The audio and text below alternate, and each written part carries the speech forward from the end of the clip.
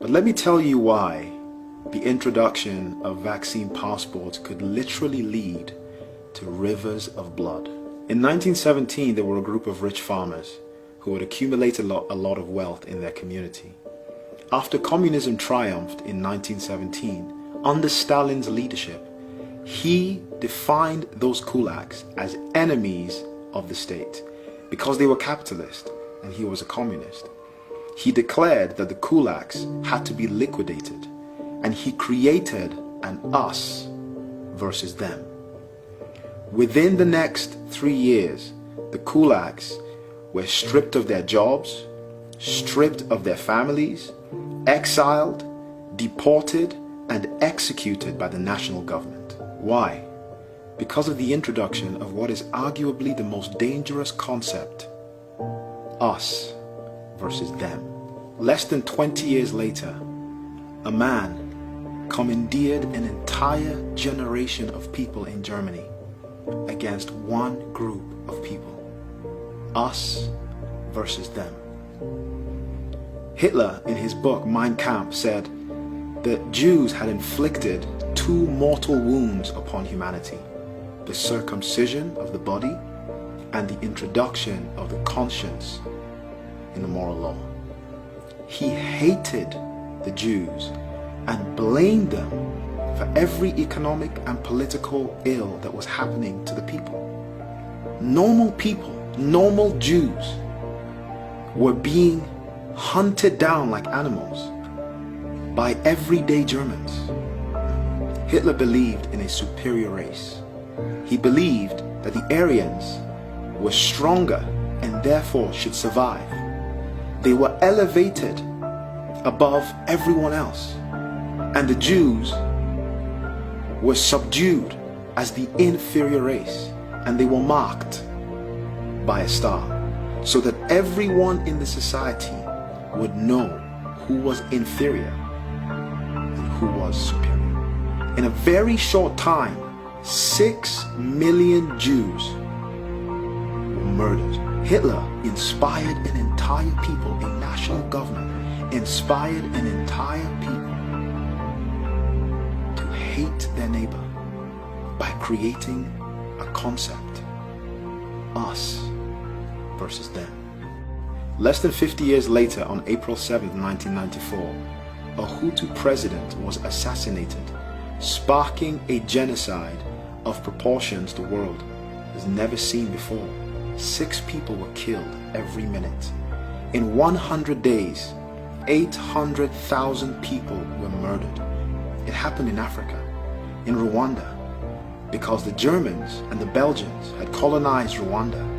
The colonizers literally believed that the Tutsis had more genetic superiorities than the Hutus. And so they gave them better jobs, gave them better accommodation, they gave them privileges. In fact, the Tutsis were given an identity card that would identify them as a superior race to the Hutus. This ultimately established the same ideology that was established in Stalin's Russia, in Hitler's Germany, and now in Rwanda. Us versus them. Guys, history is clear. In every example, in Rwanda, in Russia, and in Germany, it was the national government that initiated the edict that precipitated the genocide and the atrocities that took place in the land. I'm not against the national government. I am against the COVID vaccine passports. You can help to preserve the peace in Canada by refusing to get the vaccine passports. You can help to stop the repeat of history by refusing to get the vaccine passport. And if you're under 30, I'm speaking directly to you, because you are literally the only hope that we have left. The vaccine passports are no different than the stars that Hitler gave Jews to deem them as inferior. They're no different than the cards the Rwandans were given to deem them as superior. These vaccine passports will make a majority of people superior over a minority. They will literally create us versus them. We will be recreating the history of Germany and Rwanda and Russia again in Canada.